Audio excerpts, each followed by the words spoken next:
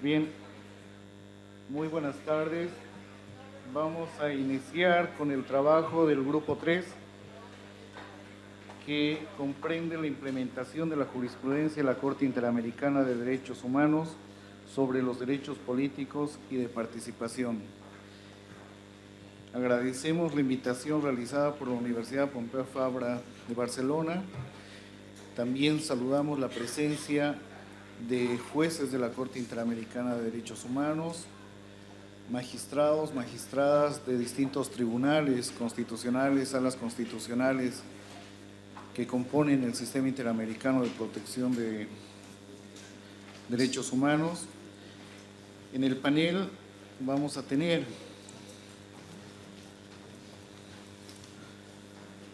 la participación de Pedro Grandes Castro, profesor de la Pontificia Universidad Católica del Perú. También nos acompaña el ministro del Supremo Tribunal Federal de Brasil y presidente del Tribunal Superior Electoral, José Antonio Díaz Toffoli, y Jorge Ernesto Roa Roa, profesor de la Universidad Externado de Colombia y de la Universidad Pompeu Fabra. En esta oportunidad quiero introducir el tema respecto de la implementación de la jurisprudencia de la Corte Interamericana respecto de derechos políticos y de participación, haciendo una particular referencia al desarrollo del derecho constitucional en Latinoamérica, particularmente en lo que comprende la relación que se ha venido dando entre el derecho internacional de los derechos humanos con el derecho constitucional. Se habla de una internacionalización del derecho constitucional y también de una constitucionalización del derecho internacional de los tratados. Eso se ha ido reflejando en las nuevas constituciones, en la adopción en países latinoamericanos. Tenemos constituciones, en el caso particular de Bolivia, del que puedo hacer una referencia directa por la experiencia como magistrado del Tribunal Constitucional Plurinacional. Tenemos una constitución política del Estado que recoge un nuevo pacto social, un pacto social que tiene una característica de incluir todos los segmentos de la sociedad, pero no bajo un parámetro de uniformidad de los distintos sectores sociales, sino del reconocimiento de sus identidades, pero no solamente de identidades de carácter cultural, sino también de identidades que comprenden la nacionalidad de esos pueblos, naciones que en Bolivia se denominan indígena, originario, campesinos. Ese pacto social comprende los derechos económicos, sociales, culturales a los que se ha hecho referencia en la presentación anterior, pero también comprende un derecho político de participación en la estructura de los nuevos estados.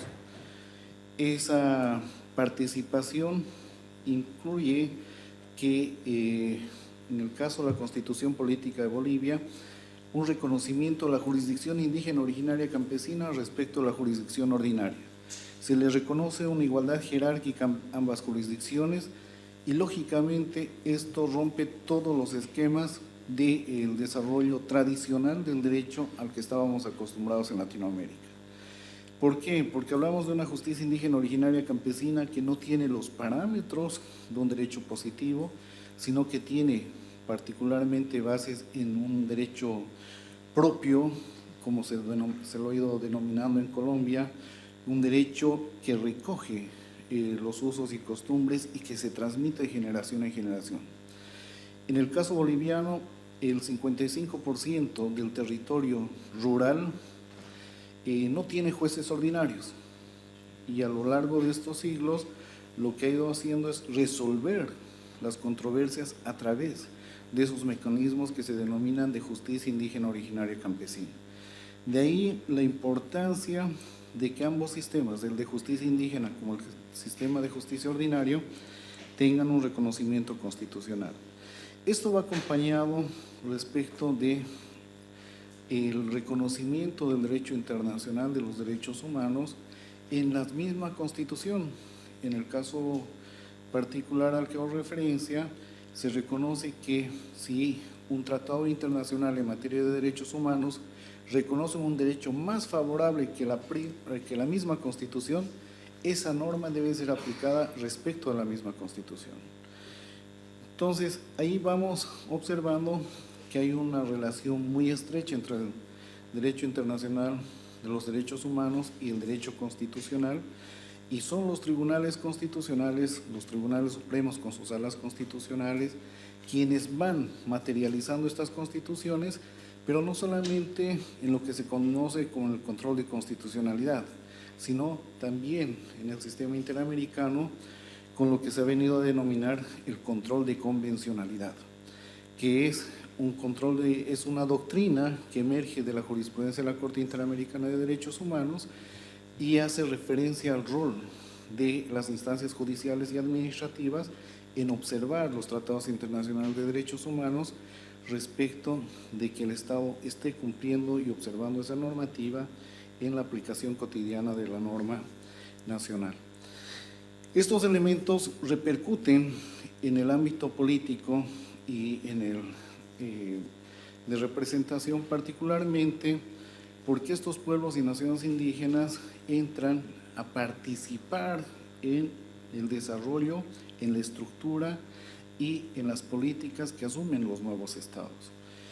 Ese derecho participativo se refleja en el caso de Bolivia a través de la implementación de un sistema autonómico que reconoce 4 niveles de autonomías: una autonomía departamental, una autonomía local, una autonomía indígena originaria campesina y una autonomía de carácter regional. Entonces, se reconoce también en estas nuevas constituciones el derecho de la democracia originaria, que es la forma de llevar adelante sus procesos de tomas de decisiones dentro de sus pueblos, naciones indígenas. Con esta introducción, que espero sea un poco breve, entendemos que la participación acá de expertos de nuestros distintos países van a poder reflejar con mayor profundidad cómo ha ido relacionándose la Corte Interamericana a través de su jurisprudencia en el diálogo que no es solamente con los tribunales nacionales, sino que también se ha generado un diálogo de tribunales nacionales entre sí. Podemos ver a lo largo de los últimos años que ha habido un incremento muy importante de foros, sesiones, donde los distintos tribunales constitucionales, salas constitucionales, hemos ido compartiendo la jurisprudencia, y eso se refleja también en las sentencias de nuestros tribunales. En el caso boliviano teníamos un caso muy complejo, el del TIBNIS al que hacían referencia, y comprendía el derecho a la consulta previa de los pueblos y naciones indígenas.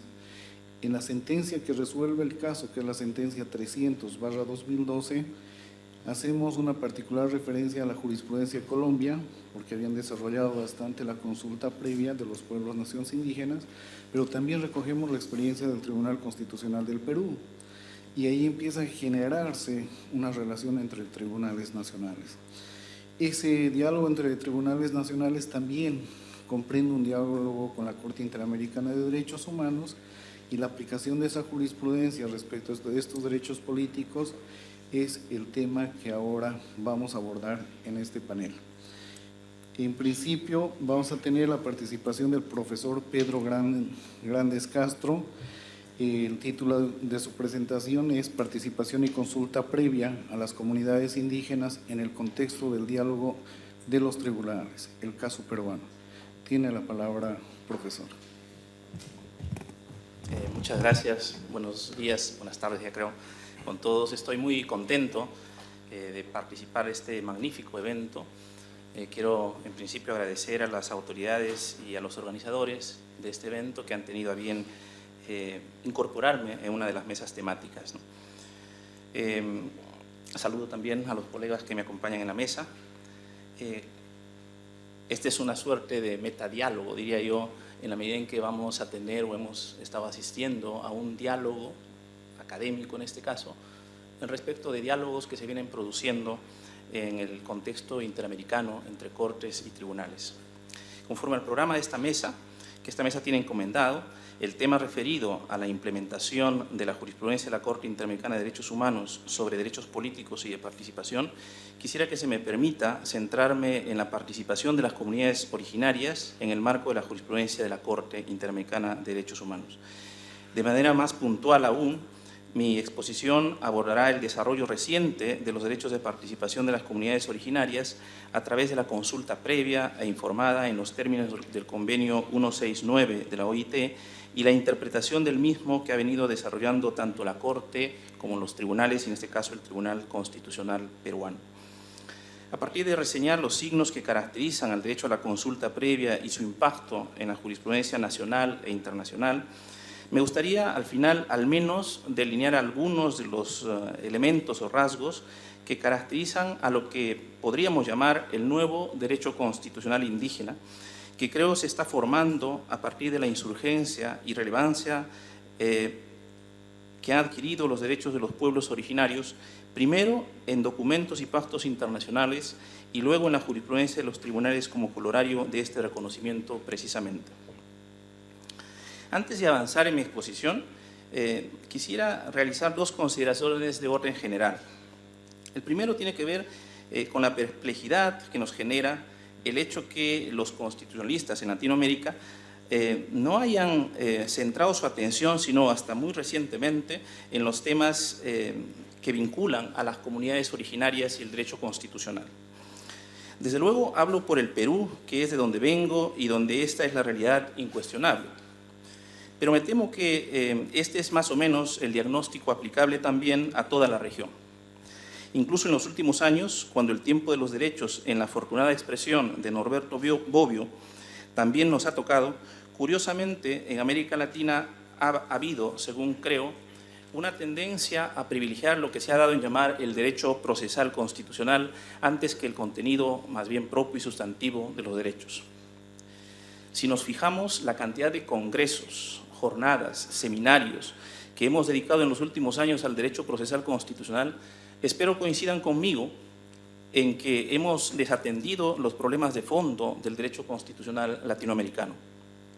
Y uno de esos problemas de fondo que debería estar en la mesa de todos los debates y seminarios es, según creo, el problema de la exclusión y la indiferencia republicana de los estados con relación a los derechos de los pueblos originarios. Tras proclamar constituciones que recogen derechos iguales para todos, creíamos que el problema estaba resuelto. Sin embargo, no ha sido sino hasta junio del 89, cuando la Conferencia General de la OIT nos volviera a recordar esto que parece en el preámbulo del propio convenio. Comillas. Observando, dice la OIT, que en muchas partes del mundo esos pueblos no pueden gozar de los derechos humanos fundamentales en el mismo grado que el resto de la población de los estados en que viven y que sus leyes, valores, costumbres y perspectivas han sufrido a menudo una erosión. Este es el contexto en el que se emite y se suscribe el convenio 169, que es de alguna manera, como ha dicho la Corte Interamericana, el documento más importante que fundamenta los derechos de las comunidades originarias en América Latina también. Se puede hablar por ello de la soledad del mundo indígena respecto del derecho constitucional, que solo muy recientemente ha mostrado interés, despertado, diría yo, por los activistas de los derechos humanos que han logrado pequeños pero importantes triunfos en el seno mismo de la Corte Interamericana de los Derechos Humanos, donde uno de los derechos invocados en forma reiterada ha sido precisamente el derecho a la consulta frente a proyectos de inversión en territorios ancestrales de los pueblos originarios. La segunda consideración de carácter general que me gustaría remarcar tiene que ver con el hecho que esta nueva preocupación por el mundo indígena tampoco es que sea gratuita u oficiosa. Viene más bien motivada o exigida, diría yo, por el conflicto que se ha agudizado en los últimos años entre el modelo de desarrollo económico que impulsan los estados en la era de la liberalización internacional de sus economías y la forma de vida milenaria de estas comunidades. Esto ha avivado las tensiones que no son nuevas, pero que en la era de los derechos genera otro tipo de resistencias y en el que las comunidades originarias han acudido cada vez con más frecuencia al uso del derecho y de la actuación de la justicia. Es probable que este sea un escenario nunca antes explorado por las comunidades originarias en América Latina. en la medida que por primera vez estas comunidades están utilizando las herramientas que el Estado, y yo diría sobre todo la comunidad internacional, han puesto al alcance también de estos pueblos a través de un sistema que se ha dado en llamar multinivel de protección de sus derechos. Con estas consideraciones generales, en lo que sigue me gustaría resaltar algunas características o problemas que se han venido presentando en el desarrollo del derecho a la consulta. Creo que este es un caso en el que la metodología del diálogo entre tribunales resulta irrenunciable, en la medida en que se trata de acercar mundos distintos y también comprensiones del derecho y de los derechos también diferentes. Como todos sabemos, el marco normativo internacional para el derecho a la consulta es el convenio, como ya se ha dicho, 169 de la OIT. Aunque no es el único documento internacional, la Corte, sin embargo, ha señalado que se trata de la pieza fundamental para la defensa y protección de los pueblos originarios. Nuestra primera consideración de fondo, entonces, queremos dedicarla a indagar sobre la naturaleza de este derecho. ¿Es en verdad un derecho o es más bien una garantía para otros derechos, como muchas veces aparece sugerido en las primeras decisiones de la Corte Interamericana? Un aspecto que merece ser resaltado en este punto es que el Convenio 169 no hace referencia, de manera expresa al menos, a un derecho a la consulta previa. El artículo punto 1, que con frecuencia se suele invocar como fuente normativa, solo hace mención a una obligación de los gobiernos, quienes deberán, comillas, dice, consultar a los pueblos interesados mediante procedimientos apropiados y en particular a través de sus instituciones representativas, cada vez que se prevean medidas legislativas o administrativas susceptibles de afectarles directamente. Dicha obligación gubernamental incluye también, según el texto del convenio, la obligación, dice el convenio, de establecer los medios a través de los cuales los pueblos interesados puedan participar libremente. Finalmente, el convenio fija también algunas pautas de cómo debe concretarse esta obligación gubernamental, a saber, de buena fe, de una manera apropiada a las circunstancias, entre comillas, y con un propósito que también viene definido en el propio convenio: llegar a un acuerdo o lograr el consentimiento acerca de las medidas propuestas. De este modo, antes que derecho, tendríamos más bien que reservar el nombre de garantía para el caso de la consulta. Es decir, siguiendo la terminología de Ferraioli, podríamos decir que se trata de garantías primarias, en la medida en que es la Administración, el Poder Ejecutivo, el primero vinculadas con estas obligaciones impuestas a los gobiernos de los estados firmantes del convenio. Solo si fracasan estas garantías primarias se puede acudir a las garantías secundarias. En este caso, en la mayoría de los países, conforme al Pacto de San José, esa garantía secundaria se activa inmediatamente como consecuencia de la omisión estatal y estaríamos ante el amparo, que en este caso podríamos hablar de un amparo por omisión de consulta. Otro esquema conceptual es el que ofrece la teoría de los derechos fundamentales de Robert Alexy, que también ha tenido amplia recepción en América Latina. Para este autor, los derechos a algo se subdividen en derechos de defensa y derechos a acciones positivas. En el caso de los derechos a acciones positivas, estos pueden ser derechos a acciones positivas fácticas.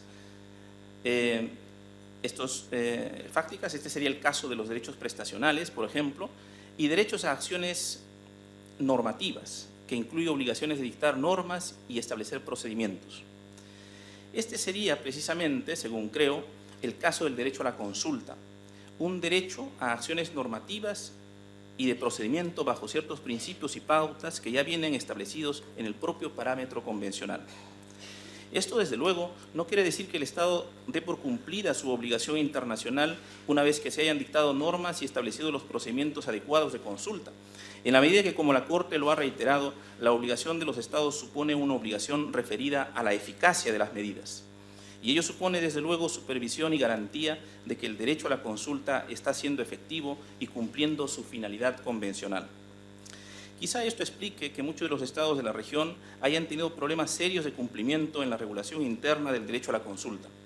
Nuestro país, por ejemplo, solo ha cumplido con promulgar una ley a la consulta previa en el año 2011 y su reglamento ha sido aprobado recién en el año 2012, pese a que el Estado peruano tenía vigente y había suscrito el convenio 169 en el año 94 y entró en vigencia en el año 95. del siglo pasado. Se trata de dispositivos que han tenido, no obstante, una serie de cuestionamientos, me refiero a la regulación en el Perú, y que actualmente se encuentran impugnados judicialmente, entre otras razones, paradójicamente, por no haber sido consultados adecuadamente con las comunidades. Visto como un derecho a prestaciones normativas, hay que señalar enseguida algunos de sus rasgos que vienen establecidos en el propio convenio y que han sido materia de precisiones en la jurisprudencia nacional e internacional. Entre estos rasgos, uno que en particular merece ser destacado es seguramente su naturaleza comunitaria. Nos referimos a que se trata de un derecho que alcanza su verdadero ethos cuando se lo contempla como derecho para la protección de la autonomía y vida de la comunidad como tal. Esto explica, por ejemplo, el que pese a que en los primeros pronunciamientos la Corte y también el Tribunal peruano solían considerar a la consulta como expresión específica o concreción de los derechos de participación política, no obstante, en verdad se trate más bien de un derecho autónomo con unas connotaciones muy particulares.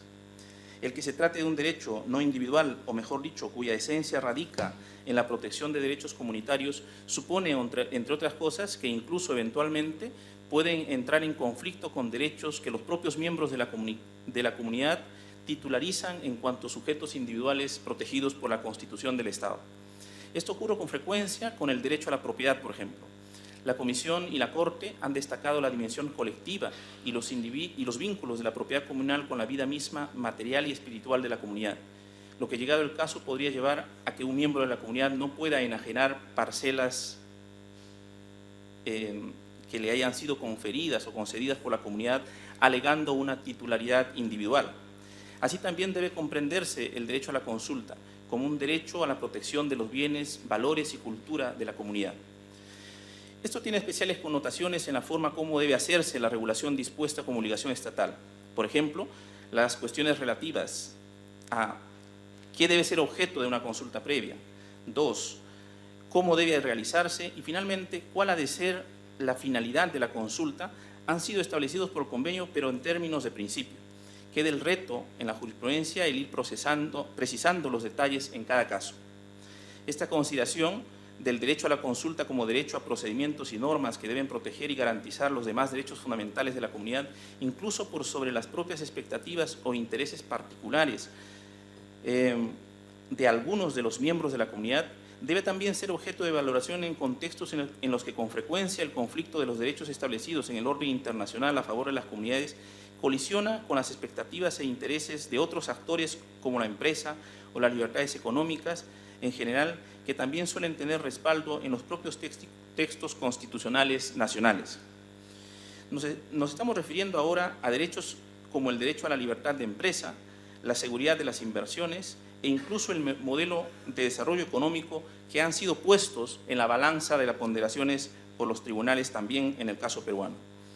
No hay que olvidar, por lo demás, como lo recuerda uno de los últimos informes de la Comisión Interamericana sobre los Derechos de las Comunidades Indígenas, que en la medida en que en varios países de la región existen disposiciones constitucionales o legales que asignan la propiedad de los recursos naturales del subsuelo y de los recursos hídricos al Estado, el sistema interamericano, si bien no se opone a este tipo de regulaciones, sin embargo, en aras de garantizar los derechos básicos de las comunidades en estos contextos, ha identificado derechos de los pueblos indígenas y tribales y que los estados deben respetar y proteger cuando pretendan extraer los recursos del subsuelo o explotar los recursos hídricos.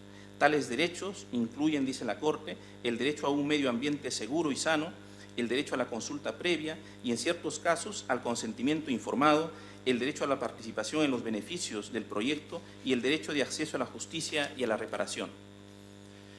El derecho a la consulta tiene también la misión en estos contextos de servir precisamente de mecanismo puente para las ponderaciones adecuadas de los derechos comprometidos. Es la puerta al diálogo genuino que debe producirse para la convivencia plural en el Estado constitucional. Este es un aspecto especialmente sensible a la hora de proyectar los próximos desarrollos de la jurisprudencia de la Corte en materia de protección de los derechos indígenas. Pues si bien la Corte, en línea de principio, ha avanzado admitiendo la posibilidad de que existan regulaciones estatales que dividan la propiedad del suelo respecto del subsuelo, también es verdad que la Corte ha sido enfática en señalar que, comillas, los integrantes de los pueblos indígenas y tribales tienen el derecho de ser titulares de los recursos naturales que han usado tradicionalmente dentro de su territorio por las mismas razones por las cuales tienen el derecho de ser titulares de la tierra que han usado y ocupado tradicionalmente durante siglos. Sin ellos, continúa la Corte, la supervivencia económica, social y cultural de dichos pueblos estará en riesgo. Más explícito aún ha sido la Corte en el caso Saramaca contra Surinam, al precisar que esta conexión entre el territorio y los recursos naturales necesarios para la supervivencia física y cultural es exactamente lo que se precisa proteger conforme al artículo 21 de la Convención a fin de garantizar a los miembros de los pueblos indígenas y tribales el uso y goce de su propiedad.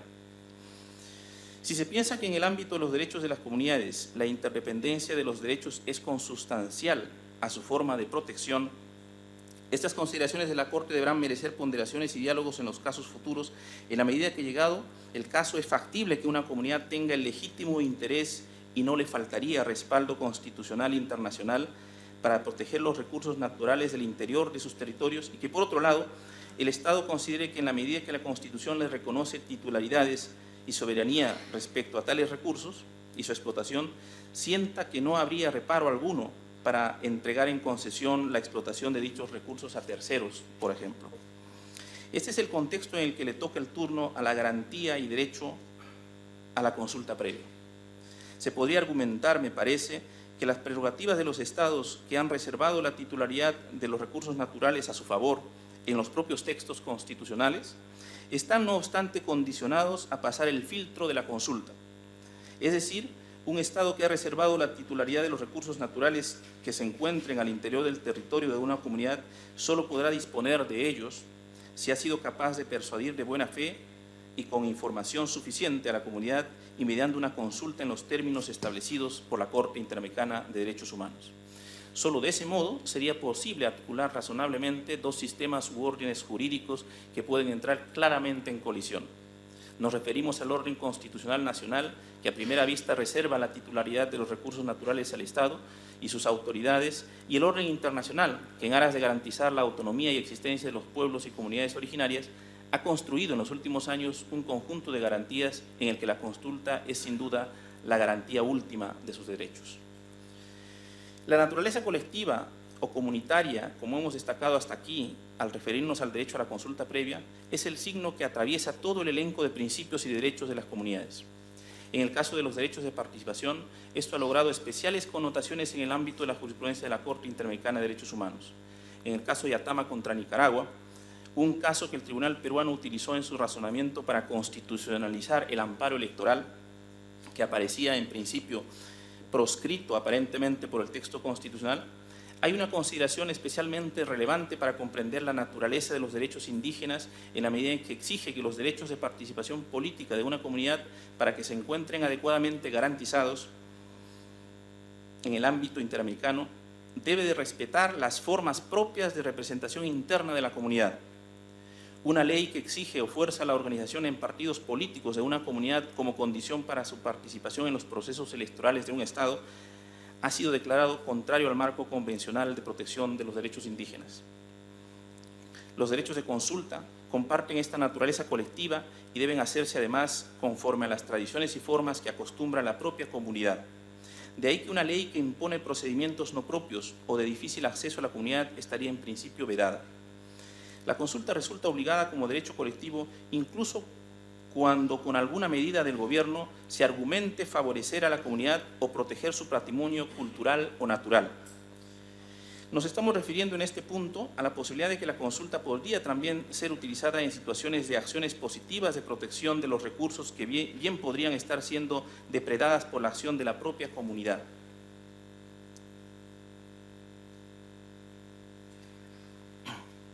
Es claro que en principio el convenio 169 no plantea diferencias entre consultas para depredar o impactar negativamente y otro tipo de consultas en los que la acción estatal podría perfectamente estar orientada más bien a la protección de deterioros por un mal uso de los recursos. Supongamos en una reserva de una comunidad. Creemos que la finalidad tiene que contar en estos supuestos, pero entendemos también que se trata de contextos no claros y que deberán merecer esclarecimiento en la jurisprudencia internacional. Nuestra vocación, a veces paternalista o un tanto retórica con relación a los derechos comunitarios, nos suele presentar la imagen del indígena como un ser débil que se sabe comportar siempre en armonía con el medio ambiente y la naturaleza. Y desde luego no faltan ejemplos de los que hay que sacar lecciones para mejor proteger la naturaleza siguiendo las enseñanzas de los pueblos nativos. Pero no hay que mitificar el mundo indígena. La tala de árboles, la minería informal, la pesca y caza sin un manejo sostenible de los recursos podrían perfectamente llevarnos a escenarios donde el Estado debiera actuar también para proteger el propio espacio indígena de sus propias erosiones. ¿Requerimos el consentimiento informado también en estos contextos? La desconfianza natural de la comunidad respecto de un historial de mentiras y abusos por parte de los Estados en América sugiere en principio que la consulta, al tratarse de un derecho procedimiento, esto es, en el que no hay que valorar previamente si se trata de consultas buenas o malas para implementar políticas en uno u otro sentido al interior de una comunidad, nos sugieren en este punto que la consulta es siempre obligada. De manera que incluso ponderando las obligaciones de un Estado como garante de otros derechos que pudieran eventualmente estar en riesgo por el accionar de la propia comunidad, debe permitirse que la consulta sea el medio adecuado para lograr persuadir a la comunidad de cualquier tipo de acción legislativa o acción estatal en general. Lo que quiere significar esta manera de actuar frente a los derechos de la comunidad es que la consulta se configura como la herramienta de comunicación o diálogo con los pueblos.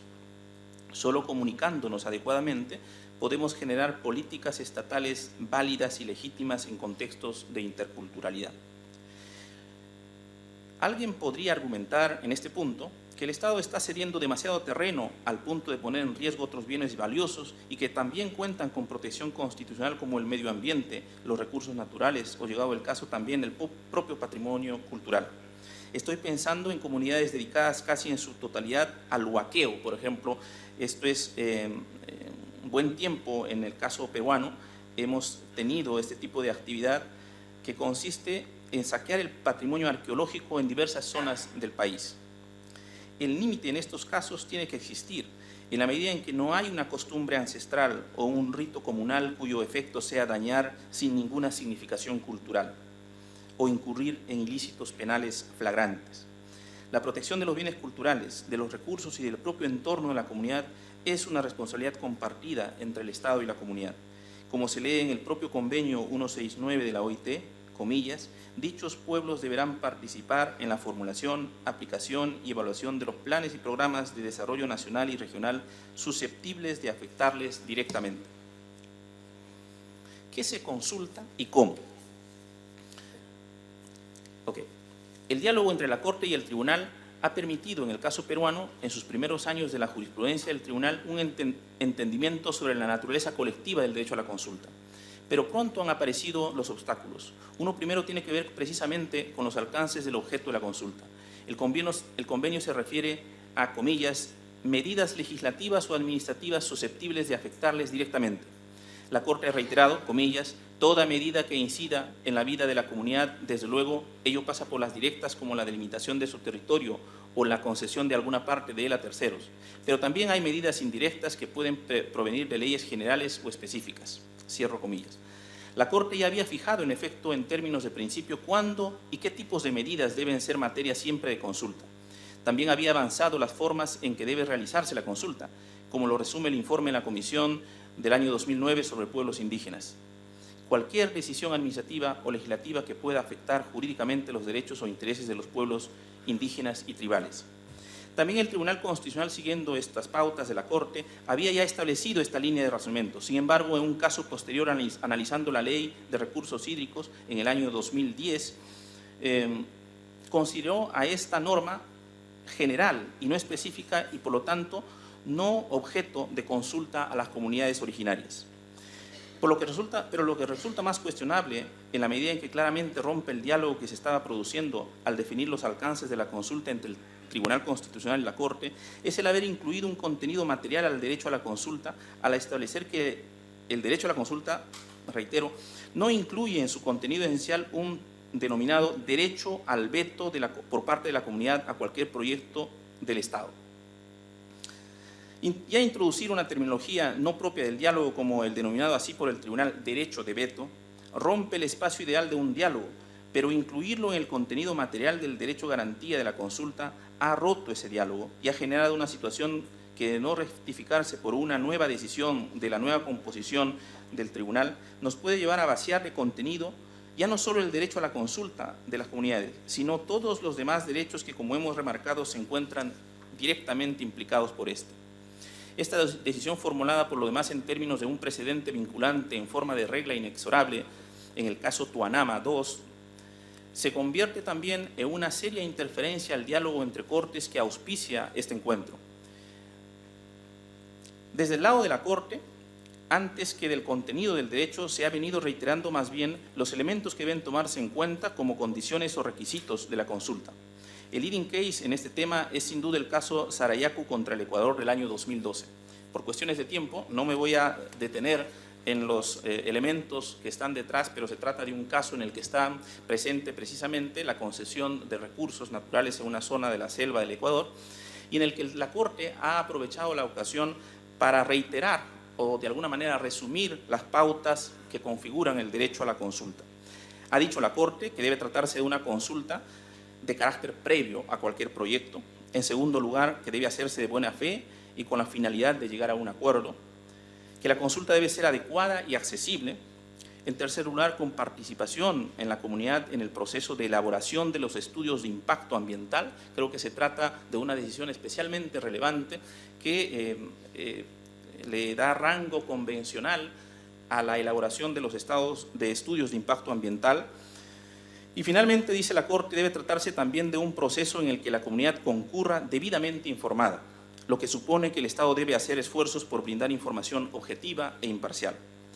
Podemos ir cerrando ahora con algunas ideas, pues no queda tiempo para desarrollar cada una de estas pautas establecidas en la jurisprudencia. Es posible pensar, en primer lugar, que las líneas jurisprudenciales como la del Tribunal Peruano, que le ha puesto un pretendido contenido cerrado y definitivo al derecho a la consulta, tenga que ser revisada y adecuada en el marco del control de convencionalidad aquí ya expuesto en más de una ocasión. Resulta también evidente que los términos de un contenido o varios contenidos del derecho a la consulta no pueden delimitarse ni por un único tribunal, ni menos en forma definitiva como pretende hacerlo el Tribunal Constitucional Peruano. El derecho a la consulta es de aquellos derechos patrimonio cultural de los tribunales de todo el mundo y no de un único tribunal.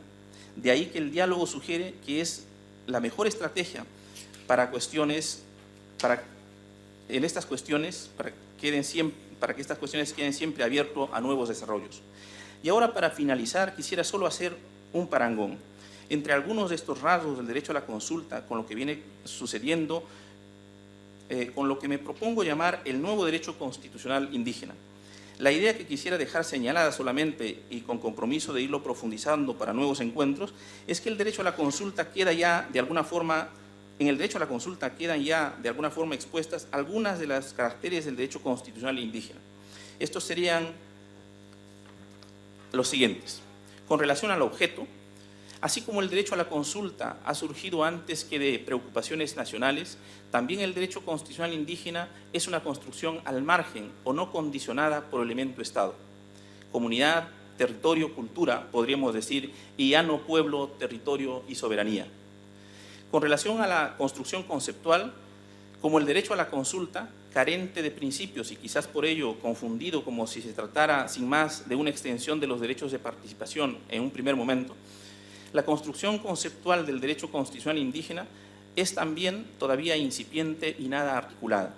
Se trata más bien de una disciplina construida, al menos por ahora, en forma militante, fundamentalmente por activistas de los derechos ambientales y de protección a los pueblos originarios, que ha encontrado abrigo en la jurisprudencia de la Corte Interamericana de Derechos Humanos. Transconstitucionalismo. Como el derecho a la consulta, el derecho constitucional indígena es, en tercer lugar, una manifestación de lo que Marcelo Neves ha bautizado con éxito, creo yo, como transconstitucionalismo, una disciplina nacida de un conjunto de redes e interacciones en el que la academia debería insertarse en los próximos años para darle sustento y sistematicidad. Otra nota que destaca en la consulta y que es expresión del nuevo derecho constitucional indígena es que ya no es todavía una disciplina forjada en las aulas o en los ambientes académicos, sino que ha convocado una cooperación judicial sin precedentes. Un activismo judicial que curiosamente ha encontrado, no obstante, una fuente de legitimidad en la propia participación de las comunidades que suelen firmar sus demandas en masa. Este es el caso del caso Aidesep en Perú, por ejemplo, en el que la comunidad entera otorga poderes a los abogados y firma la demanda de amparo constitucional. Finalmente, un quinto rasgo aquí solo esbozado, tanto de la consulta como del nuevo derecho constitucional indígena, tiene que ver con su apertura. Sus contenidos, en la medida que son patrimonio colectivo, está abierto a la cooperación de todo tipo de desarrollos de la comunidad académica, judicial, estatal e internacional. Lo que escriban los juristas en los próximos años, estas reuniones, pero también la jurisprudencia y los desarrollos legislativos, son todos parte de un saber cultural común que proyecta hacia el futuro una esperanzadora mejora en la protección de los derechos de los pueblos que siempre estuvieron al otro lado del Atlántico. Muchas gracias.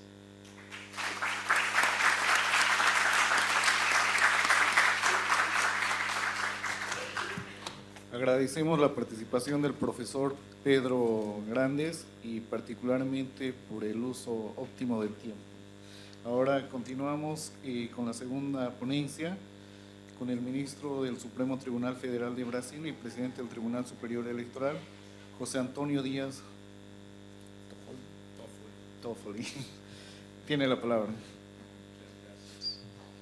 Buenas tardes a todas y a todos. Saludo a los compañeros de mesa, o moderador, don magistrado Flores, os professores Grandes e Roa. É com muito gosto que vengo acá a fazer esta ponência com tão distinguido público e agradeço aos organizadores deste encontro, em la persona de meu amigo de Brasil, meu prezado amigo, Roberto de Figueiredo Caldas, vice-presidente da Corte Interamericana de Direitos Humanos. Também agradeço ao Tribunal Supremo da Nação, também organizando este evento, e à Universidade Pompeu Fabra, em persona de professor de seu diretor da Faculdade de Direito, Alejandro Saiz. Primeiro, explico pouco por que eu sou tanto da Corte Suprema como da Corte Eleitoral. Na Corte Suprema são 11 juízes. Todos são membros da Corte Suprema, se quiserem, hasta os 70 anos de idade, se são vitalícios. 3 de nós outros da Suprema Corte tomamos parte em la Corte Eleitoral por um período de 4 anos.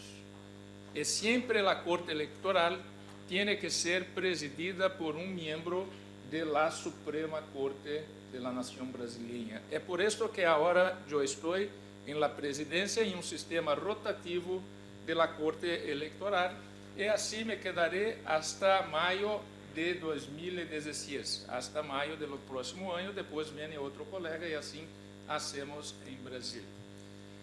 Pois bem, é por isso mesmo que a minha ponência tratará da questão indígenas em las eleições. Então, começo com uma introdução pouco mais geral sobre as eleições de ano passado, as eleições generais de ano passado em Brasil, com alguns dados. Me vou a resumir a minha ponência, mas depois farei chegar a los organizadores do evento toda a ponência de maneira completa para sua divulgação, mas por conta do tempo tenho que resumi-la. Pois bem, destaco desde o início a riqueza e a importância de este panel, lo que nos permite reflexionar sobre temas de relevância transnacional como os direitos humanos, a democracia, os direitos políticos e a cidadania. Em outubro de 2014, por 7ª vez desde a redemocratização de Brasil e depois de nossa última Constituição, que é de 88, em la maior eleição de sua história, acudiu às urnas em um ambiente de muita tranquilidade. Os eleitores brasileiros compareceram mais de 115 milhões de eleitores em um padrão de 143 milhões de eleitores. um comparecimento de 80% da população eleitora em Brasília. Na Constituição de 88, nossa base democrática se ampliou consideravelmente. Basta um único número. Eu hice acá em minha ponência uma introdução histórica que não me vou a ler por questões de tempo, mas um único dado que penso que é muito importante. De 1881 hasta 1985, os analfabetos não votavam em Brasil. Então, praticamente, falar da participação de lo indígena era praticamente impossível. Por quê? Porque se o analfabeto não é dado a integrar o padrão de eleitores, como então a grande maioria de los indígenas que não eram alfabetizados em português, todos eles estavam de fora do padrão eleitoral, hasta, por lei, hasta 1985. E a partir da eleição de los constituintes em ano 1986, que o Brasil se retoma em lo padrão a possibilidade de los analfabetos terem participação ativa como votantes, embora ainda proibidos de terem participação passiva, porque a Constituição de 88 não permite a los analfabetos que se elijam. Podem votar, mas não podem ser candidatos. Ora bem, a nossa Constituição, além de esta questão relativa aos analfabetos, o voto é obrigatório para as pessoas entre 18 e 70 anos e é facultativo para os que têm entre 16 e 18 anos e para os maiores de 70. Neste contexto, digo que as comunidades indígenas han recebido uma atenção especial ultimamente. Por cierto, este é o tema que abordaré neste painel, os direitos políticos de los pueblos indígenas em Brasil, apontando medidas e ações adotadas, em particular pela Justiça Eleitoral brasileira, e ressaltando alguns juzgamentos do Tribunal Superior Eleitoral. Acima do Tribunal Superior Eleitoral se queda solo a Suprema Corte, que han buscado garantizar a los índios el pleno exercício de seus direitos políticos. Como ponto de partida, destaco o fallo da Corte Interamericana de Direitos Humanos en el caso Iatama versus Nicarágua. Me corrija, Roberto, se me quedo em alguma dificuldade. Iatama versus Nicarágua, juzgado del 23 de junho de 2005. En este caso se refería a la responsabilidad internacional del Estado de Nicaragua por la exclusión de la organización indígena Iutama en las elecciones municipales del año 2000. La Corte decidió ser incompatible con los derechos políticos de los integrantes de la comunidad indígena la exigencia de participación en las elecciones solamente a través de partidos políticos. Un caso muy interesante, dado a que penso que muchas de las constituciones de los estados sul-americanos, latino-americanos, onde há indígenas, contemplam em suas leis constitucionais normativos a respeito da liberdade de organização de estes pueblos, muito embora todos sob a Constituição de todo o Estado.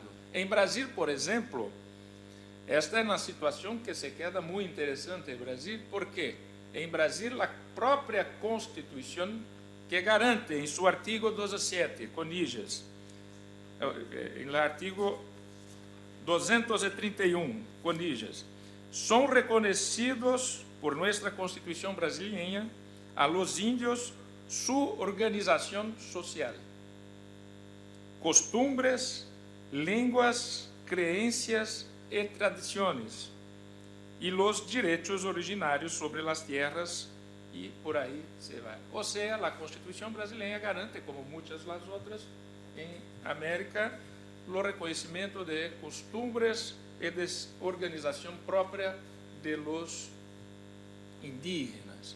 Por outro lado, a nossa Constituição, em seu artigo 17, é muito clara ao estabelecer que solamente se pode participar e ser elegível alguém que tenha registrado em um partido político.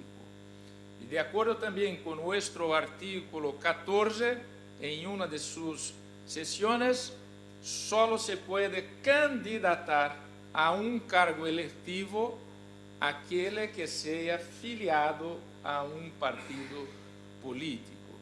Ou seja, este fallo da Corte Interamericana, em específico para Nicarágua e nem Brasil, teríamos uma situação que está em desacordo. A nossa Constituição não se põe de acordo com isso ao exigir que todos, para serem candidatos, se tenham que estar afiliados a um partido. Agora leio a parte de fundamentação da sentença da Corte Interamericana de Direitos Humanos, neste caso de los indígenas contra Nicarágua. Comillas, la Corte considera que la participación en los asuntos públicos de organizaciones diversas de los partidos es esencial para garantizar la expresión política legítima y necesaria cuando se trata de grupos de ciudadanos que de otra forma podrían quedar excluidos de esa participación, como lo que ello significa. La restricción de participar a través de un partido político impuso a los candidatos propuestos por IATAMA una forma de organización ajena a sus usos, costumbres y tradiciones como requisito para ejercer el derecho a la participación política. E cierro las comillas. Pois bem, sobre esse tema, a Constituição brasileira, já adelantei este ponto, então vou mais adelante. Já adelantei alguns pontos sobre a situação da Constituição brasileira e, por questões de tempo, vou mais adelante, dizendo que em um interessante juzgado da Corte Eleitoral, se declarou como incompatível com este tema da participação indígena, filiada ou não a partido político, jamais é de meu conhecimento que se foi traída à Corte Eleitoral ou à nossa Corte Constitucional. Por isso, não tenho juzgado para falar com vocês sobre este tema específico, muito embora tenha hablado sobre nuestra Constituição, que é muito clara em proibir a participação fora de los partidos. Pois bem, mas trago alguns juzgados a respeito de los indígenas de la Corte Eleitoral que agora estou presidindo. Em 2010, a Corte Eleitoral declarou como incompatível com a Constituição Federal a exigência de dominar a língua portuguesa. O Código Eleitoral Brasileiro de 1965, ainda vigente, estabelecia que para se alistar como eleitor, para poder estar no padrão eleitoral, tinha que se demonstrar os indígenas como dominantes da língua portuguesa. Em 2010, a Corte Eleitoral afastou se decidiu pela incompatibilidade de esta regra legal com a Constituição de 88. Del mismo modo, en el año 2011, en juzgamiento paradigmático acerca de los derechos políticos de los pueblos indígenas, el Tribunal Superior Electoral decidió que el actual orden constitucional assegura, em caráter facultativo, el alistamento eleitoral e o exercício del voto a todos os indígenas, independentemente de categorização. Independentemente de categorização, e agora hablo sobre isto. Independentemente de los indígenas serem aislados, de serem integrados totalmente ou parcialmente à la sociedade, ou de se estarem em processo de integração. Todos os indígenas, em qualquer que seja sua situação, sendo cidadãos brasileiros, têm direito de se alistar como eleitores, mesmo os aislados, desde que atendidas a la exigência de ser um cidadão brasileiro por presupuesto. La Corte entendió aún que los pueblos indígenas que se alfabeticen deben obrigatoriamente, como todos los otros brasileños, después de 18 años, se são alfabetizados em português, também são obrigados a se alistar-se como eleitores, cumprindo as regras de nossa Constituição, de nosso ordenamento constitucional, de que a participação política ativa não é uma faculdade, e sim um dever em toda a comunidade brasileira, em toda a nação. Portanto, se o índio é alfabetizado, ele se deve obrigatoriamente registrar-se como eleitor. Mas há uma diferença. A los índios que não lo hacen, quando se viene a hacer, se perdem o prazo por la fecha de hacerlo, há uma pena, há uma multa, e de los indígenas isto não será cobrado se os indígenas não fazem isto em lo prazo estabelecido em lei, para poder exatamente proporcionar e incentivar que se vão a integrar-se em el alistamento eleitoral. Ou seja, não se cobre nada de los indígenas, mesmo que fuera de lo prazo legal, para se alistar-se como eleitor uma vez alfabetizados. E se não são alfabetizados, é facultativo. É facultativo, não é obrigatório. A partir de estas decisões, as quais han assegurado cada vez mais o direito del cidadão indígena de exercer sua soberania por meio do sufragio universal, ha sido creciente el alistamento eleitoral de essas poblações. Corresponde a la justiça eleitoral proporcionar toda a logística de votação para essas comunidades, muitas de elas localizadas em lugares de dificílimo acesso. E todos, penso que grande parte do distinto público deve saber que no Brasil só se vota em urnas eletrônicas, ainda que na Amazônia, ainda que os índios todos votam no Brasil em urnas eletrônicas. Pois bem, neste sentido, uma das principais medidas ha sido a instalação de mesas eleitorais em las próprias aldeias indígenas, dando condições a essas populações de poder alistar-se e de exercer seu direito constitucional de votar em suas próprias comunidades, respeitando seus hábitos e costumes, especialmente na região norte do país, devido à geografia e ao gigantismo territorial da região, a região amazônica, de todos conhecida. E neste contexto, o trabalho de los tribunales locales de aqueles estados é muito importante.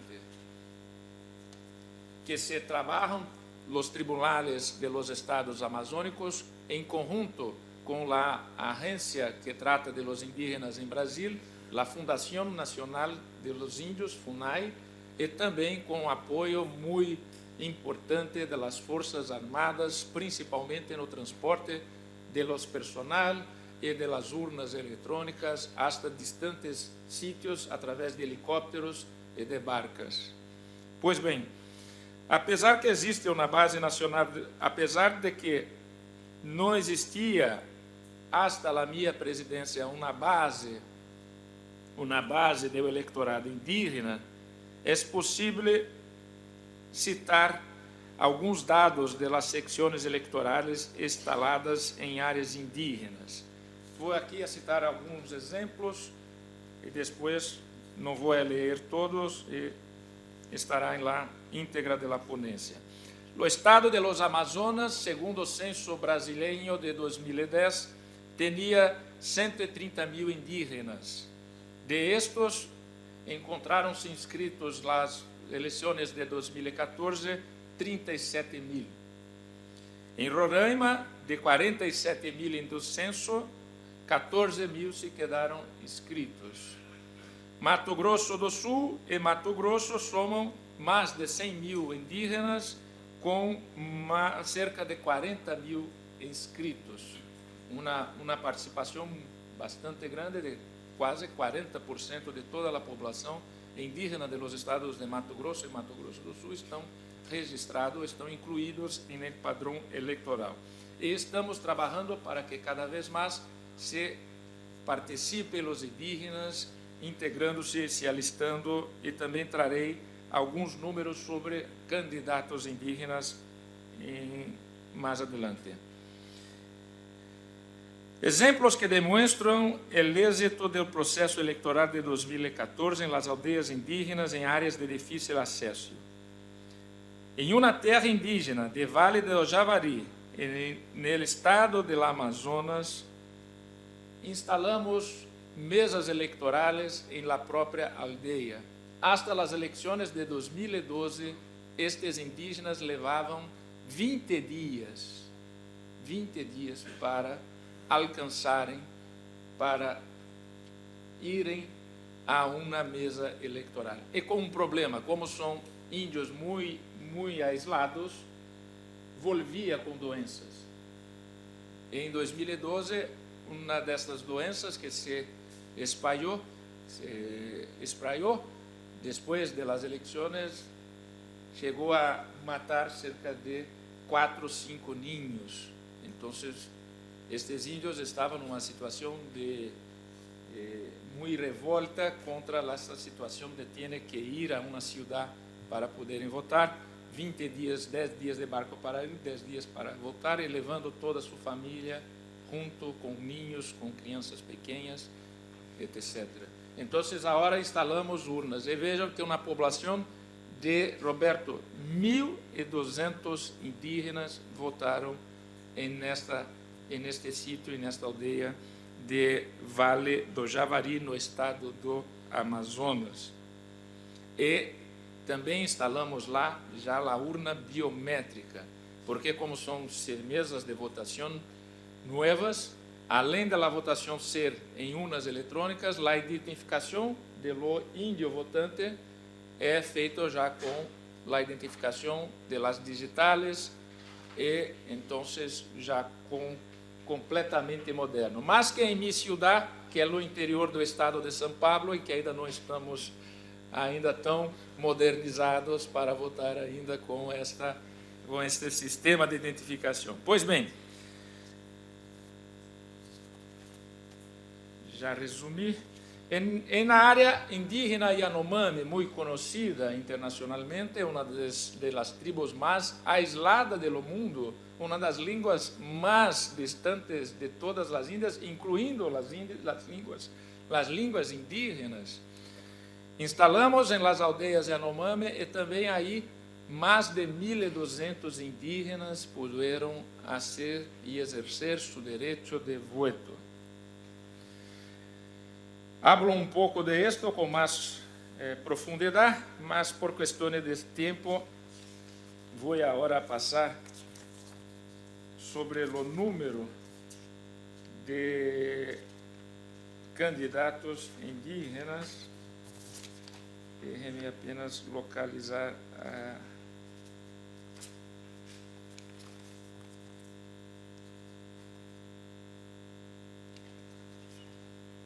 Sim. Hasta 2012, jamás se fez uma encuesta sobre as diferentes raças de los votantes em Brasil. E nestas eleições de 2014 que presidi, tivemos a iniciativa de hacerlo. Então, é possível de se ter alguns dados. Hicimos uma relação estatística da participação de candidatos indígenas em las eleições. Por primeira vez, o Tribunal Superior Eleitoral realizou em las eleições de 2014 a seleção de los candidatos utilizando o critério color ou raça. Ou seja, quando o candidato se apresenta com sua ficha de inscrição, tem que colocar lá sua condição de cor ou de raça, isto para termos, de acordo com a autodeclaração de cada a sua situação para uma estatística.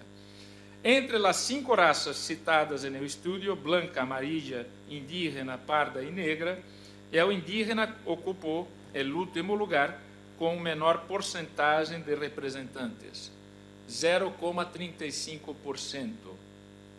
Mas, a população indígena em Brasil, segundo o censo de 2010, é 0,40%.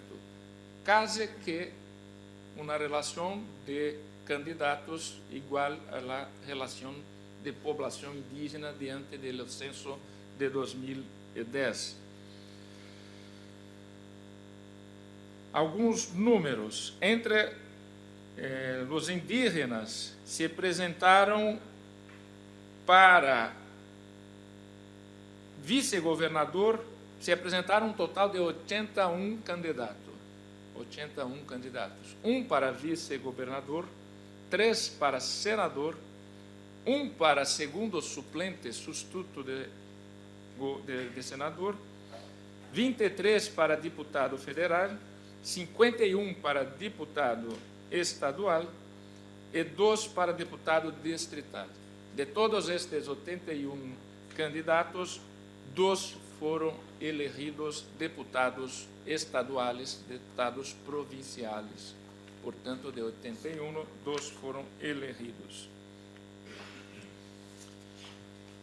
Pois bem, me gostaria também de, em complementação, não está acá por escrito, em minha ponência escrita, mas tendo ainda alguns 2 minutos para falar, me gostaria de acrescentar um pouco sobre aquilo que falou o colega de mesa Grandes, professor Grandes, sobre a questão de los recursos no subsolo de terras indígenas. De acordo com a nossa Constituição brasileira, os recursos de subsolo em toda a nação não pertencem ao proprietário de lo solo. Há uma distinção, mesmo para todos do Brasil, não só para os indígenas. Todos os recursos são do Estado. Todo que está em subsolo em Brasil são do Estado brasileiro, não pertencem a los que são proprietários, mesmo de grandes latifúndios, só tem propriedade de lo solo. E há uma particularidade em relação às terras indígenas. A exploração de los subsolo em terras indígenas depende de uma lei específica sobre isto. E esta lei, desde a Constituição de 88, jamais se foi aprovada em lo Congresso Nacional. Ou seja, no Brasil, hoje não há exploração de subsolo, exploração mineral ou de riquezas de subsolo, porque não há ainda em Brasil uma lei específica de como fazer isto em las terras que são de uso de los indígenas. E de acordo com nossa Constituição, as terras em que estão os indígenas são terras de propriedade da própria União. Não são propriedade das tribos, são demarcadas pela União, pelo Estado Federal da Nação, mas não são de propriedade dos indígenas. Mas, uma vez demarcada, o uso dessas terras é de total autonomia de los pueblos indígenas.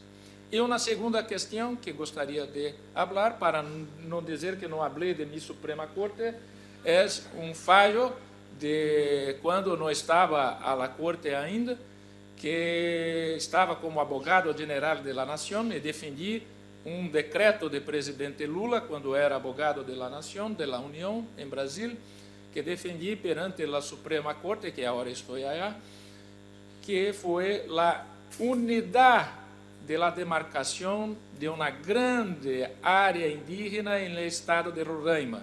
O mesmo estado onde se encontram os Yanomamis, mas os Yanomamis, olhando para de frente para o mapa, estão à esquerda e esta área está à direita, mais cerca de Venezuela. Esse vai desde a fronteira com Venezuela e Guiana hasta abaixo em la fronteira com o estado de Amazonas. Então, se apresentou o governador do estado de Roraima uma reclamação perante a Corte direta, falando que com esta demarcação contínua desta área chamada Raposa Serra do Sol, somada com a área de los Yanomami, mais de la metade do estado estaria de fora da administração de um ente autônomo soberano, embora não soberano, autônomo, embora não soberano, da federação, que é um de nossos estados. Como todos sabem, Brasil é um estado federado.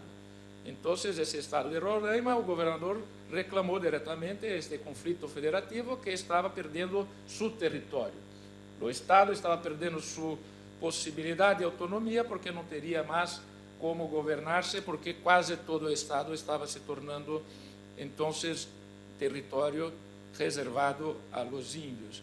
E a Suprema Corte de Brasil decidiu que, em razões da Constituição, estabelecer, como já li, leído agora há pouco, o artículo da Constituição, se deve preservar as tradições culturais, e estes índios são índios que são nômades, então era necessário uma demarcação contínua e, por grande maioria de votos, só um voto contra, a Corte confirmou o decreto de demarcação de área contínua de Raposa Serra do Sol, juzgando contrário aos interesses do Estado de Roraima e em favor de los indígenas. Com isto, cierro agradecendo a paciência de todos e, mais uma vez, falando de meu honor de estar aqui com tão distinguido público e tão distinguido colegas de mesa. Muito obrigado. Muito obrigado.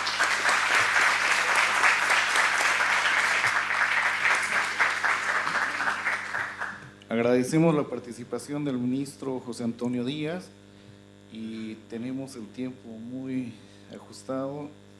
Entonces, continuamos con la presentación del profesor Jorge Ernesto Roa Roa. Vale, muchísimas gracias, muy buenos días para todos. Mi agradecimiento muy especial a quienes me acompañan en la mesa, a los compañeros de la organización del Congreso que me permitieron sustraerme algunas tareas logísticas para estar hablando hoy aquí, para preparar algo la ponencia, y por supuesto a todos ustedes por su presencia, también a quienes nos siguen por el streaming.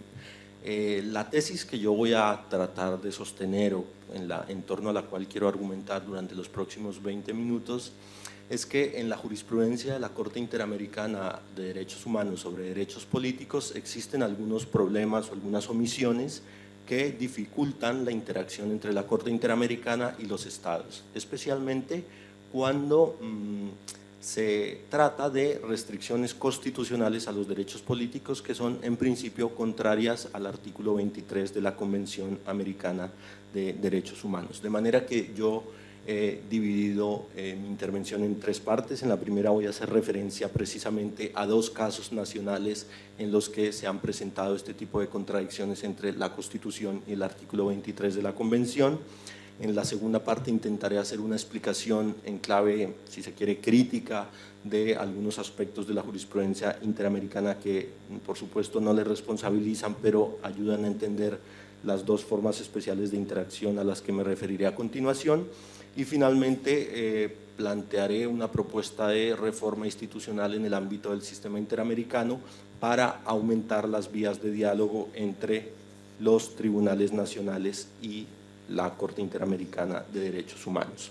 Yo he querido escoger dos casos nacionales, uno de Nicaragua y uno de Colombia. He escogido, por supuesto, el de Nicaragua por la inevitable referencia a ese ordenamiento jurídico como el objeto del primer pronunciamiento de la Corte Interamericana en el caso Yatama del año 2005, el caso al que ya se ha referido el ministro Díaz Toffoli, y por supuesto he escogido un caso de la Corte Constitucional de Colombia, no solo por la proximidad con ese tribunal, sino además porque creo que es interesante mostrar un caso muy especial que pone en cuestión una tendencia muy extendida a creer que hay una muy buena interacción entre la Corte Constitucional de Colombia y la Corte Interamericana de Derechos Humanos. Por supuesto, mi ponencia no está dirigida a cuestionar esa afirmación, sino solamente a poner sobre la mesa algún ejemplo que quizás puede poner, repito, en cuestión esa tendencia. Muy bien.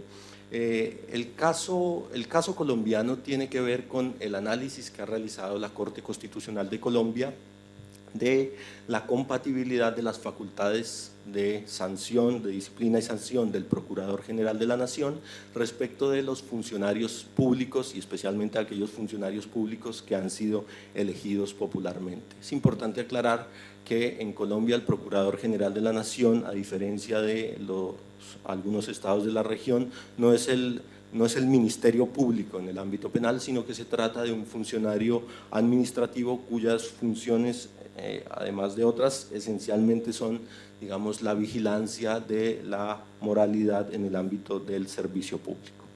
Y uno de los primeros casos en los que la Corte Constitucional de Colombia tuvo que enfrentarse al problema de la constitucionalidad de la ley que desarrolla el artículo 277, numeral 6 de la Constitución, que habilita al Procurador General de la Nación para destituir e inhabilitar a funcionarios públicos elegidos popularmente, ha sido la sentencia C-028-2006.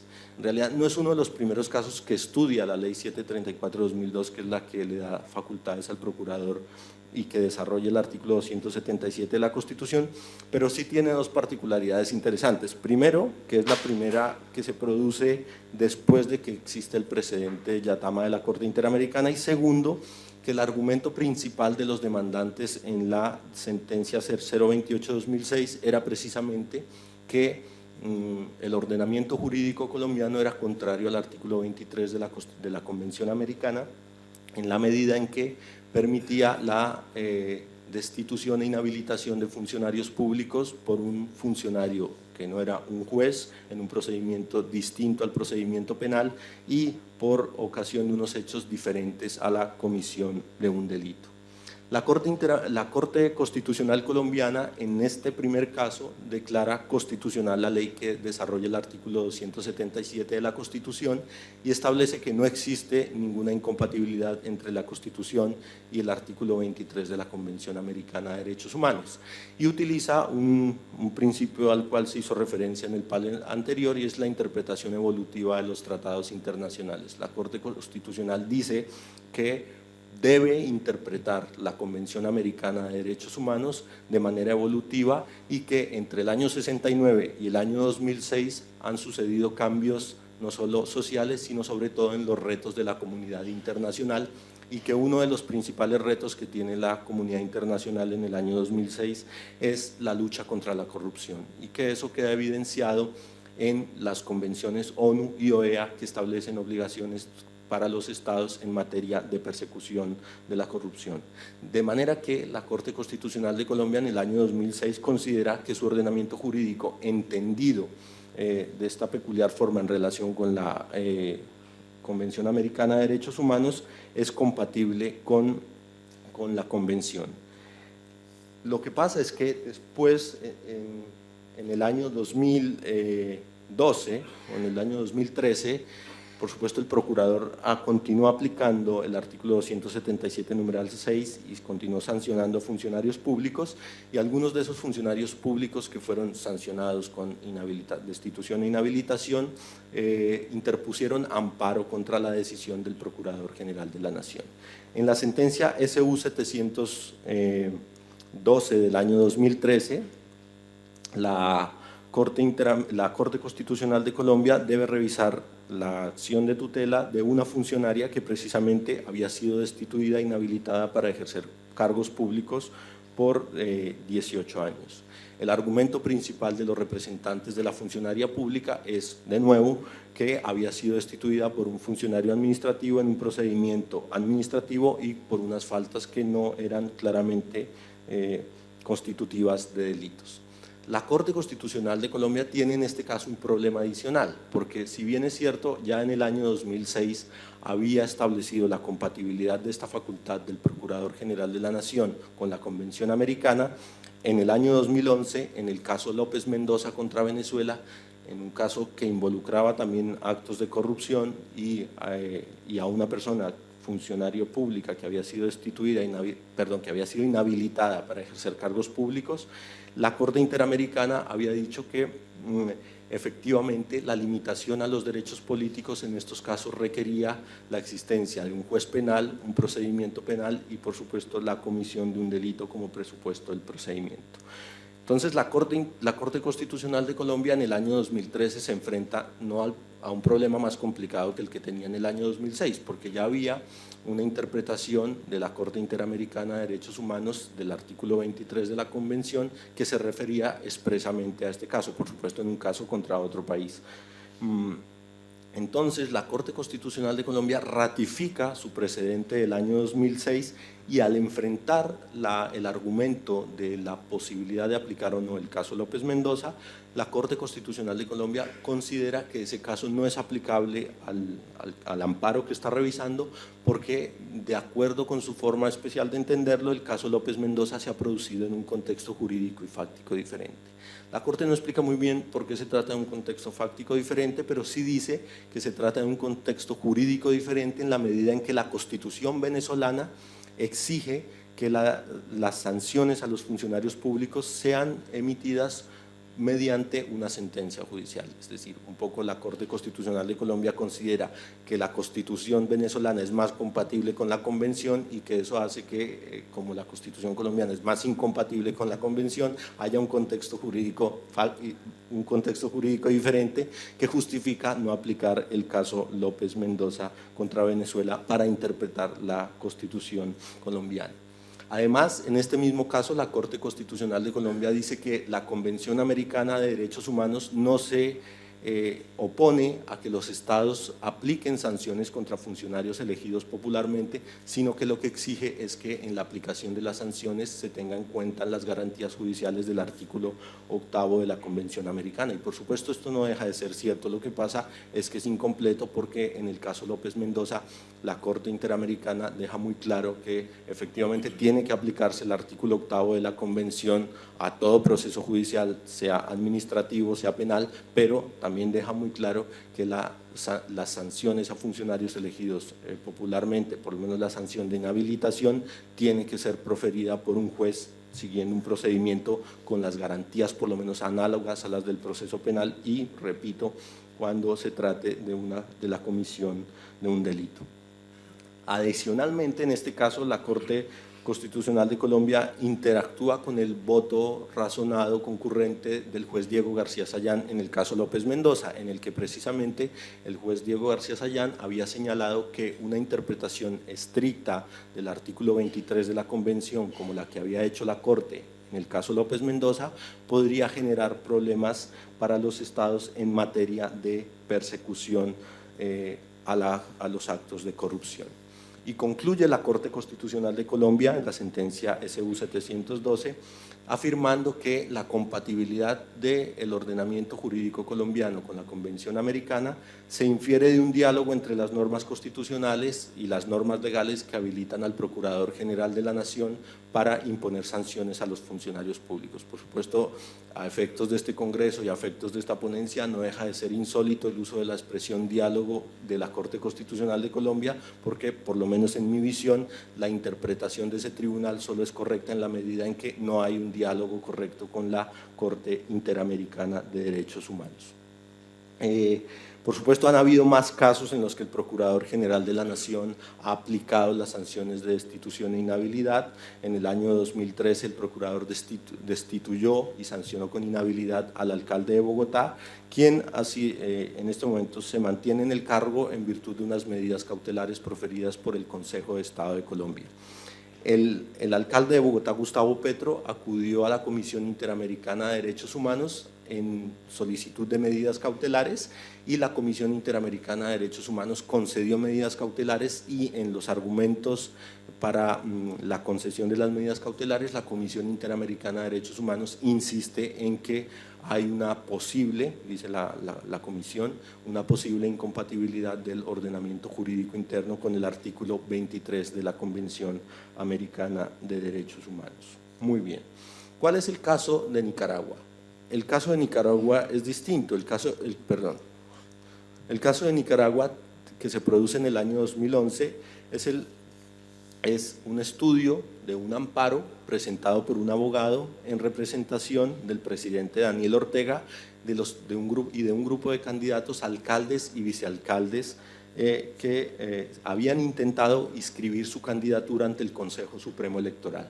El Consejo Supremo Electoral negó la inscripción al presidente y a los candidatos alcaldes y a vicealcaldes con el argumento de que ya se encontraban en el ejercicio del cargo al que querían aspirar y los artículos 147 y 178 de la Constitución nicaragüense prohíben la reelección del presidente, de los alcaldes y los vicealcaldes. El accionante, en vía de amparo, considera que la prohibición de reelección es una vulneración directa de los derechos políticos de la Convención Americana y de otros tratados internacionales que establecen derechos políticos y le solicita a la Corte Suprema de Nicaragua que ordene la inaplicación del artículo 147 y 178 de la Constitución. La Corte Suprema de Nicaragua, Sala Constitucional, en efecto, considera que hay una antinomia entre los artículos 147 y 178 de su Constitución y los derechos políticos, establece que la prohibición de reelección genera una discriminación en el acceso a los cargos públicos y es contraria a los tratados de derechos humanos y ordena la inaplicación de sus disposiciones constitucionales y al Consejo Supremo Electoral inscribir a los candidatos Daniel Ortega y al grupo de candidatos alcaldes y vicealcaldes. Entonces, ¿qué tenemos hasta aquí para concluir la primera parte? Tenemos a la Corte Constitucional de Colombia que ha interpretado su ordenamiento jurídico de una manera que parece en principio compatible con la Convención, cuando quizás en mi criterio por lo menos el ordenamiento jurídico colombiano no es compatible con el artículo 23 de la Convención, pero insiste en aplicar la Corte Constitucional, su Constitución, haciendo, digamos, unas interpretaciones por lo menos criticables del artículo 23 de la Convención y de las decisiones de la Corte Interamericana que le han interpretado. Y por otra parte, tenemos a la Sala Constitucional de la Corte Suprema de Nicaragua, que manifiesta una alta protección de los derechos políticos, quizá tan alta que puede ser peligrosa para el propio sistema democrático y que, digamos, ordena la inaplicación de sus normas constitucionales para, digamos, por lo menos en la lógica de la argumentación de este tribunal, proteger los derechos políticos del presidente y de aquellas personas que quieren ser alcaldes o vicealcaldes por un segundo periodo. La pregunta hasta aquí es: ¿existen algunos problemas, existen algunas deficiencias o algo que pueda explicar desde la jurisprudencia de la Corte Interamericana que estos dos casos de interacción se hayan presentado de esta forma? Yo creo que sí. Me gustaría insistir en que no se trata de una atribución de responsabilidad directa, ni siquiera indirecta a la Corte Interamericana, pero yo sí creo que por lo menos hay algunos elementos que hubieran obligado a estos tribunales nacionales a argumentar un poco más antes de mantener su interpretación de la Constitución o inaplicar sus disposiciones constitucionales.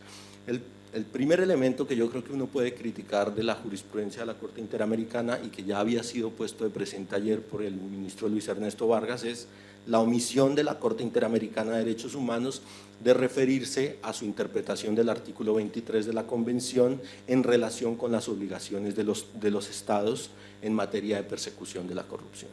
Y esta omisión a mí me parece especialmente grave porque en el caso López Mendoza contra Venezuela, la Corte Interamericana de Derechos Humanos en realidad sí hace una referencia secundaria a este tema. En la nota de pie de página 208 de la sentencia López Mendoza contra Venezuela, la Corte Interamericana señala que cuando le llegue un caso que tenga que ver con corrupción, se manifestará sobre la interpretación del artículo 23 de la Convención en relación con esas obligaciones internacionales. Cualquier persona que conozca medianamente el caso López Mendoza sabe que allí había unos actos de corrupción, es decir, que el caso López Mendoza ya era un acto de corrupción, ya involucraba hechos que implicaban corrupción.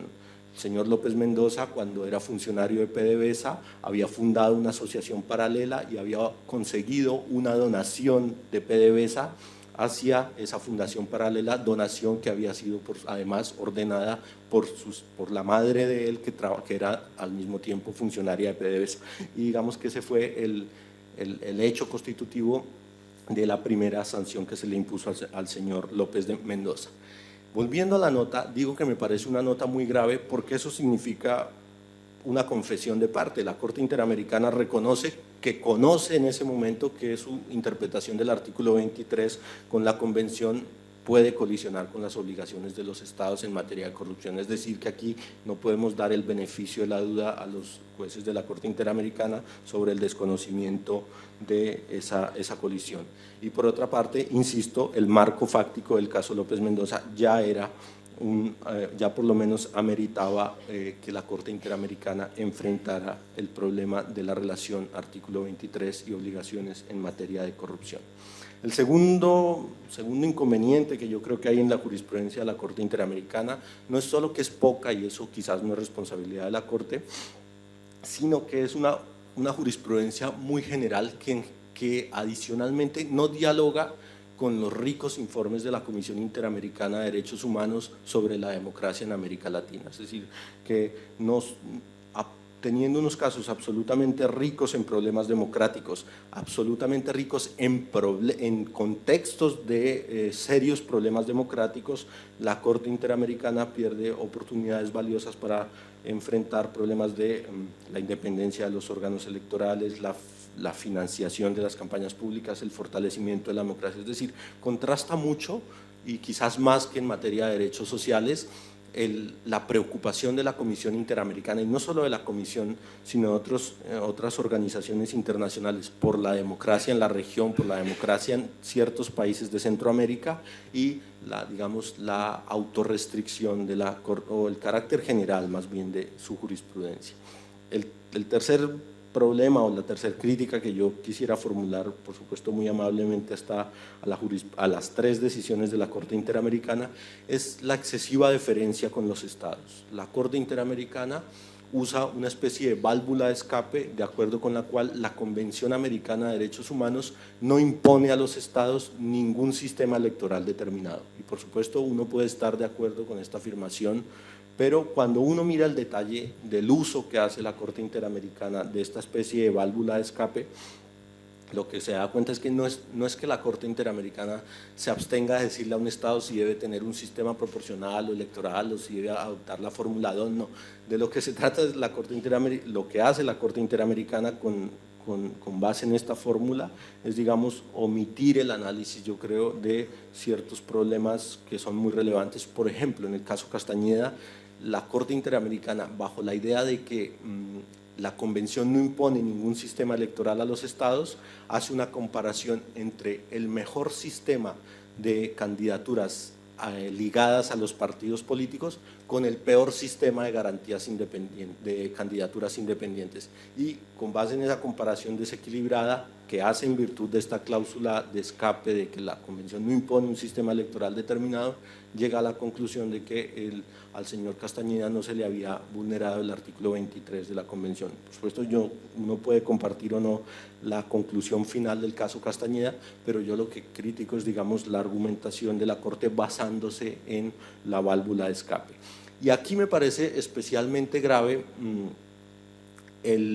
la autorrestricción de la Corte Interamericana, porque yo creo que en materia de derechos políticos el Tribunal Interamericano tiene muchas cosas que decirle a los estados, y no solo tiene muchas cosas que decirle a los estados, sino que además tiene una gran legitimidad para decirle cosas a los estados. Es decir, si uno traslada la idea de democracia procedimental de John Hariri, uno puede pensar que los tribunales y que el Tribunal Interamericano tiene una alta legitimidad democrática para juzgar las restricciones al juego político que imponen los estados, que tiene una alta legitimidad democrática para proteger el pluralismo y la democracia, y por supuesto la interpretación del artículo 23 de la Convención es quizás el principal instrumento que tiene la Corte Interamericana para ejercer esta competencia. Yo que, por ejemplo, los colegas que están aquí presentes en el auditorio que sostienen que la Corte Interamericana puede ser un tribunal constitucional regional,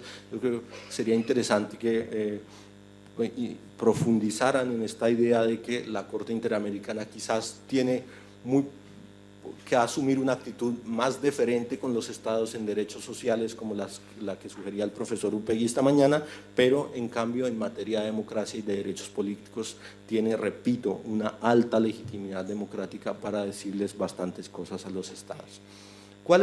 Hay algunas otras críticas, pero ¿cuál es mi propuesta? Y aquí ya paso a la tercera parte de la exposición, para aumentar las vías de diálogo entre la Corte Interamericana y los tribunales nacionales en estos casos complicados de antinomias entre las constituciones y la Convención Americana. Yo creo que estos casos, como he titulado la intervención, son el gran dilema del juez constitucional y convencional interamericano. Son problemas difíciles desde el punto de vista jurídico, son problemas que se presentan allí donde ha fracasado la interpretación conforme, donde ha fracasado la aplicación armónica, donde ha fracasado el principio pro persona, pero además de los inconvenientes jurídicos, son problemas difíciles desde el punto de vista de la opinión pública y de la presión política. Y yo creo que una forma de aumentar el diálogo entre tribunales nacionales y la Corte Interamericana de Derechos Humanos es ampliar la legitimación activa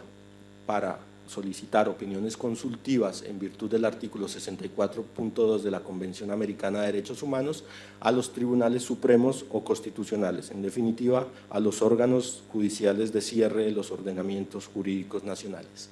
Los términos de mi propuesta serían los siguientes: solo sería procedente para aquellos casos en los que, repito, hubiera una posible antinomia entre la Constitución y la Convención Americana de Derechos Humanos, y los legitimados serían los tribunales supremos o constitucionales de los estados parte de la Convención.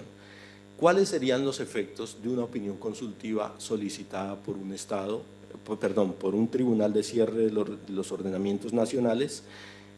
Y yo creo que allí los efectos de una respuesta de la Corte Interamericana de Derechos Humanos a una consulta realizada por un tribunal nacional son los que ya estableció la Corte Interamericana de Derechos Humanos en el párrafo 33 de la opinión consultiva 21, en el que consideró que las opiniones consultivas hacen parte del parámetro de convencionalidad. ¿Eso qué quiere decir?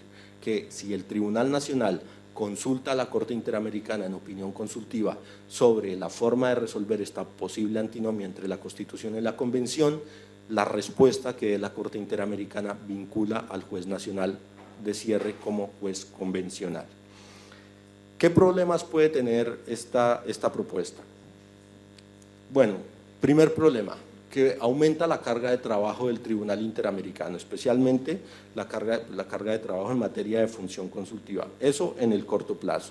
El segundo problema es que puede aumentar la tensión entre los tribunales nacionales y la Corte Interamericana de Derechos Humanos, y aquí tengo que agradecer a la profesora Aida Torres, que me ha hecho pensar mucho sobre este tema, de hecho me hizo pensar específicamente sobre este problema, y específicamente en la tensión que se produciría cuando yo he dicho que las opiniones consultivas deberían ser obligatorias para los tribunales en estos casos, pero también es cierto que los tribunales podrían rehusar su cumplimiento, y eso, en lugar de aumentar las vías de diálogo y de interacción, lo que haría sería aumentar la tensión.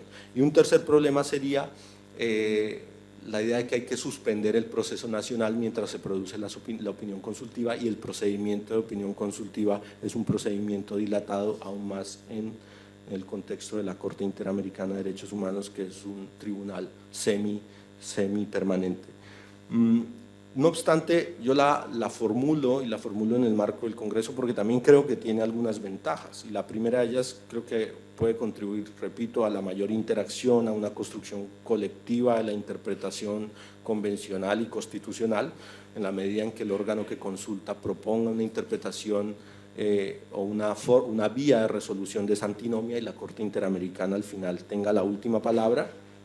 Creo que puede ayudar a que los tribunales nacionales trasladen esa presión política, o por lo menos la compartan con la Corte Interamericana de Derechos Humanos, y eso al mismo tiempo puede funcionar como un incentivo para que los estados consulten verdaderamente a la Corte Interamericana cuando se les presente este tipo de casos.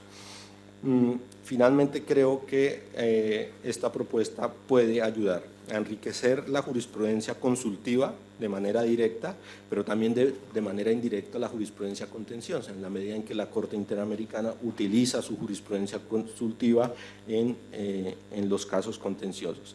Y finalmente, yo creo que ayuda a consolidar al juez nacional como el verdadero garante de los derechos de la Convención, y por supuesto como un juez convencional. Y en el largo plazo yo creo que reduciría el número de casos contenciosos, porque, por ejemplo, en el caso de Colombia, repito, las personas a quienes la Corte Constitucional ha negado el amparo, de hecho ya alguno de ellos ha presentado una petición individual ante la Comisión Interamericana de Derechos Humanos. De manera que yo les agradezco mucho por su atención, y creo que podemos dialogar unos minutos sobre esta propuesta y sobre las interesantes ponencias de mis colegas. Muchas gracias.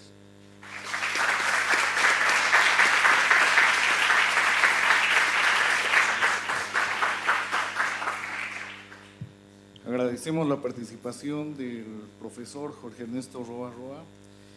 Tenemos una comunicación de parte de los organizadores respecto de que corresponde ahora hacer el receso para el almuerzo. Lamentablemente no hay tiempo para el debate. Estamos en la hora exacta para asumir las siguientes actividades. Estaríamos retornando a las 15:30, y ya en el plenario podríamos entrar a discutir los temas que han sido tocados en esta mesa. Gracias.